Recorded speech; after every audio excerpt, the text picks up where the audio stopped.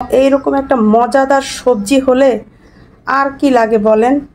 দেখতে কতটা লোভনীয় লাগছে। কেউ যদি আমার মতো এভাবে ভিন্ন স্বাদে সবজি রান্না করে না খেয়ে থাকেন তাহলে আজকের এই ভিডিওটি আপনার জন্য।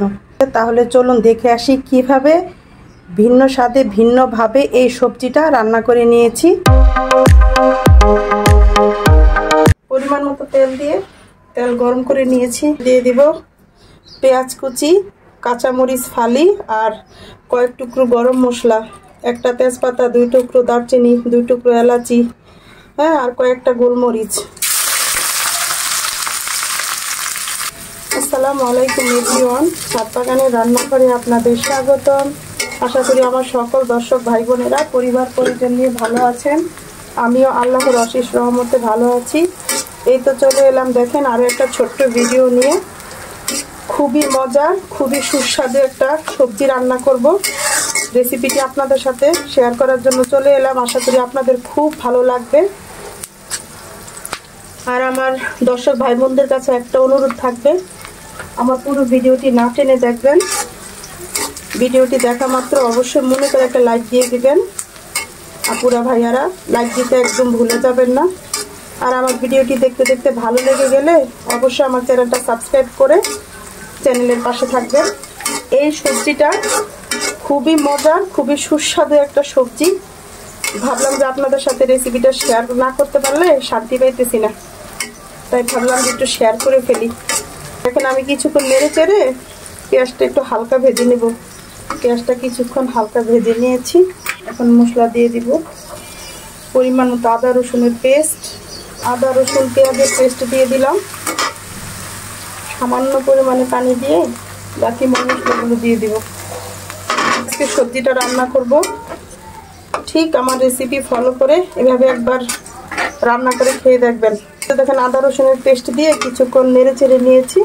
এতে পরিমাণ মতো মরিচের গুঁড়ো, ঝালটা আপনারা আপনাদের পছন্দ মতো দিবেন অবশ্যই। হলুদের গুঁড়ো 1 চা চামচ, গরম মশলার গুঁড়ো, স্বাদ মতো লবণ। লবণ তো দিতেই হবে, লবণ হলো সব মশলার রাজা। খুব ভালো করে নেড়ে চেড়ে মশলাটা কিছুক্ষণ কষিয়ে নিব। মশলাটা বেশ কিছুক্ষণ কষিয়ে নিয়েছি, ভালো করে কষিয়ে নিলাম। এখন দিয়ে দিব মুরগি। মুরগিটা আমি আগে থেকে একটু হলুদ আর একটু লবণ দিয়ে খুব ভালো করে সিদ্ধ করে নিয়েছি। এখানে একটা মুরগির অর্ধেক মুরগি নিয়েছি আমি, পুরো একটা মুরগি নেই নাই, রানের সাইডগুলো নিয়েছি আর কি। সিদ্ধ করে হাড়গুলো ফেলে দিয়েছি।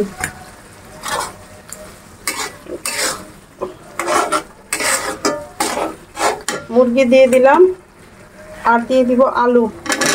আলু আর মুরগিটা আমি কিছুক্ষণ কষিয়ে নিব। আমার ছেলে বলতেছে, মা এত মজা করে তুমি সবজি রান্না করো, ওইটা কেন তোমার বন্ধুদের সাথে শেয়ার করো না? ছেলের কথা শুনে ভাবলাম যে আজকে শেয়ার করে ফেলি। তাইলে তো মুরগির আলু কিছুক্ষণ কষিয়ে নিলাম। এখন দিয়ে দিব সিমের বিচি।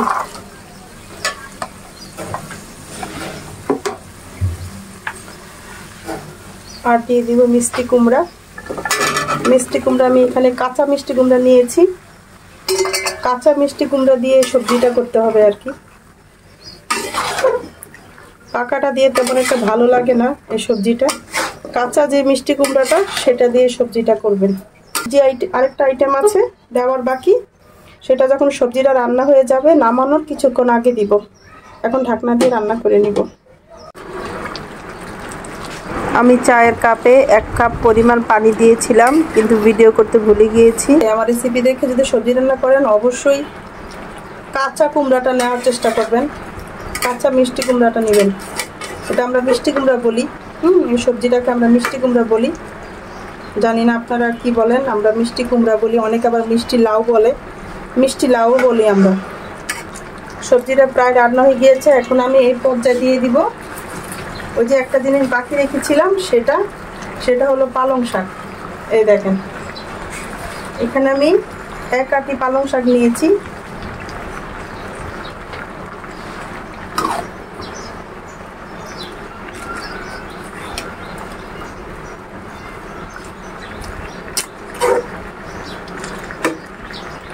বেশি একটা নাড়তে হবে না, স্বাদটা এমনিই কমে যাবে।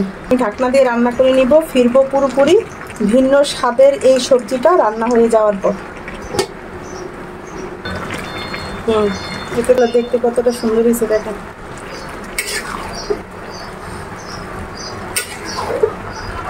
দেখেছেন কি সুন্দর হয়ে গিয়েছে, খুবই মজা হয়েছে। ছাদ বাগানের রান্নাঘরের ছোট্ট ব্লগটা আমি এখানে শেষ করে দিব। আমার ভিডিওটি ভালো লেগে থাকলে আমার চ্যানেলটা সাবস্ক্রাইব করে দিবেন, পাশে থাকা বেল আইকনটা ক্লিক করে দিবেন যাতে আমার ভিডিওটা সবার আগে আপনাদের কাছে পৌঁছে যায়। আপনারা সবাই ভালো থাকবেন, আমার জন্য দোয়া করবেন। আল্লাহ হাফেজ।